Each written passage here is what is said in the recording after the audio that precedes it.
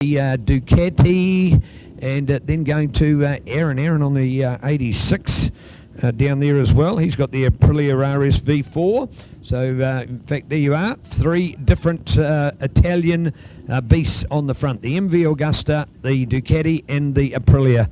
Beautiful to see, all super valid Bears machines. So, as we pointed out, just 2 weeks away from the sound of thunder rocking into Ruapuna. If you want to see Bears racing at its best, quality and calibre of riders and machinery, no more beautiful place to go. The iconic event of Bears racing in New Zealand. Sound of thunder coming at you. All right, looking out for it. Another great start off the line. Wow, big run here. Of course, the 675 up against the other 2 bigger bikes.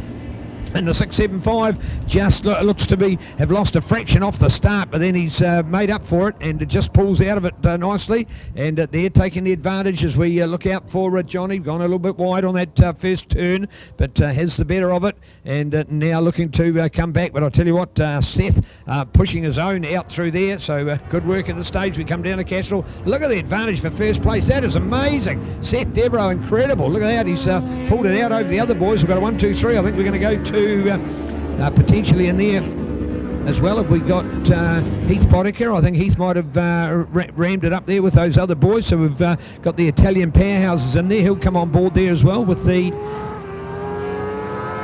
Ducati. Then we go to Bill on the BMW. So that's an early update at this stage. We'll catch him for the first lap when they come through here to the Mobile 1 front straight for the E. Hayes and Son Sprint race today. This is our E. Hayes Bears F1, and look at that for Super Seth, the 11, flying good start. 1, 2, 3, 4.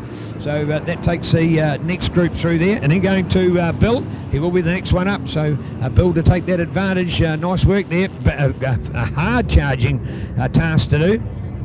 I see some non-starts by the other boys, so Aaron Scott up there. Bill's got that 5th place ahead of Wayne Pickard, Brett Wilson, Stephen Leggett, Jaden Scott. Look to Glenn Corson, Murray Sutherland in there, Paul Bolther, and non-starts to Kevy Beaumont, Dale Fish, and Shane Brammer.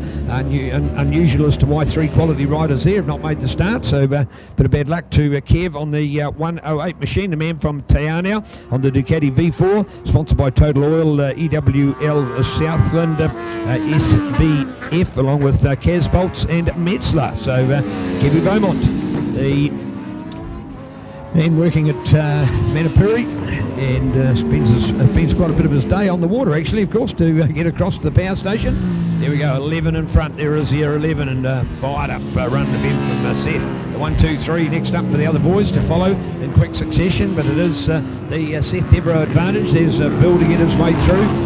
Looking to hold on to that 5th place at this stage. Hard work to do that. Oh no, in fact, yeah, Aaron in there for the 4th. So if we look to Aaron Scott to have made that next trio, just looking back in there to see how the others are holding on. Barry Summers slipping back, so not quite sure what's happened for Barry. Is that Barry not, I think that's Barry not finishing that lap. May have had a hiccup or a problem during that lap. He slipped back quite badly there.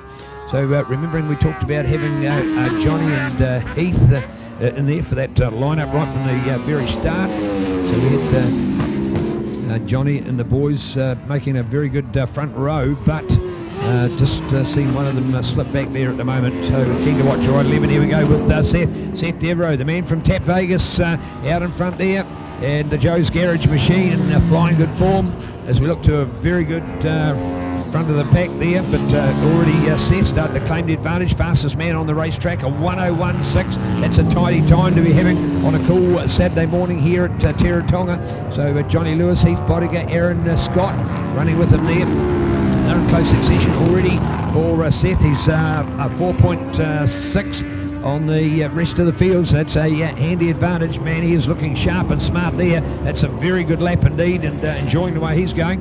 I think is that young Cormac back there. Yes, it is. Cormac doing big time Bears Formula 1 racing, getting a real feel of this. He's only on the KTM 250. In fact, I'm unsure as to why he's gone to Formula 3 rather than Bears Junior. Bears Junior would have been a far better suited class for him, and I'm sure to have got more accolades and a better result overall. But anyway, and also in this class, of course, he's up against it. The tiny 250cc bike up against 675s and 1000s and the like. So, but great to see Seth right into his own And here we are with the trio of those other Italian powerhouses locked in there for the battle, second, third and fourth. I think that battle for second is certainly still alive. Just getting the idea that Aaron Scott's just drifted off those other boys. They're all doing 103s, and now the margin for Seth is actually at 5.6, so he keeps increasing by over a second on every lap. So well and truly getting the advantage in the E. Hayes and Son, where people come first. Trade Zone Industrial Hammer Hardware shop at 168 D Street here in Invercargill, and certainly getting a powerhouse advantage over the rest of the pack. So looking out for Super Seth. There he goes, Mr. Seth Devereaux. And for Seth to line up, in fact the number 11 not even in our program. Probably you could argue and say that the F2 kind of bike may have been something that is going to find it a little bit of a challenge to keep up with that others, but he's just defying all of that today and throwing it right out there. So nice to see. There he is, the 11, goes past the lap score mark. Oh, the advantage he's got. Is that nearly the front straight? No, not quite, but here comes the other boys. There's your fight on for the second place. And I'll tell you what, Aaron Scott's still staying with him. Good work from Aaron Scott. He's staying there. He's not missing out at this stage, so nice to see there. Back there at the stage, so the 86 of Aaron Scott out of Christchurch on the 360 Hygiene Metson tyres, supported Aprilia RSV for 1000. So Aaron Scott and going for it. Good work by him and the traffic down there. But that fight for the second place, thoroughly enjoying that between the two Nelsonians as they go to battle. It's Johnny Lewis and Heath Bodica. A 103 and a 102 for Heath in that one, so well done to Heath. The 102, still no better time than Seth that he did that. Eclipse time already of over 6 minutes with 3 laps to go. So nice work on a mission here at the moment, so check it out. And there it is with young Cormac into his own here, the young local man. Of course, wow, what an incredible start to a road racing career for this man. He's come fresh out of Speedway. Well, I really am hoping that he has an opportunity to go back and do some Speedway tonight. If there's one event a year, he still wants to give his hand in for a little bit of Speedway. I would love to still see him do that. I'd even be happy if he had to sacrifice a race or so here, because I think people would be so good to see where this new up-and-coming name, the greatest sight of a potential champion that we've seen in a long time in New Zealand.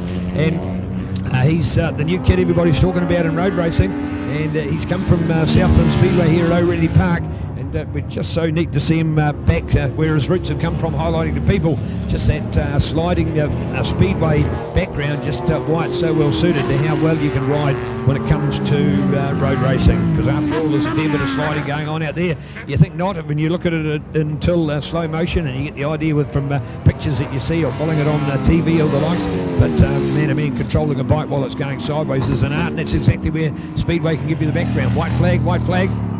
Here we are with Cormac, and just lapped in by Seth, set to go past. He's got the white flag, a 101, 554, no chance. Oh, the boys have spread out.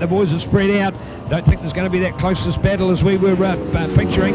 So Johnny with the advantage. The two men on their AB's motorcycles, Ducati and Johnny Lewis, now having a 0.7. That is way closer than, further than a 0.3 that we had on a few laps ago. So Johnny Lewis settling in to that second place. So number 11 now to get the advantage, then looking back to Johnny Lewis on his famous 54, going to Heath Bodica, and there at the moment his favourite number is 167, and then looking to Aaron Scott on the 86, and to Bill Moffat out there as well on the 591.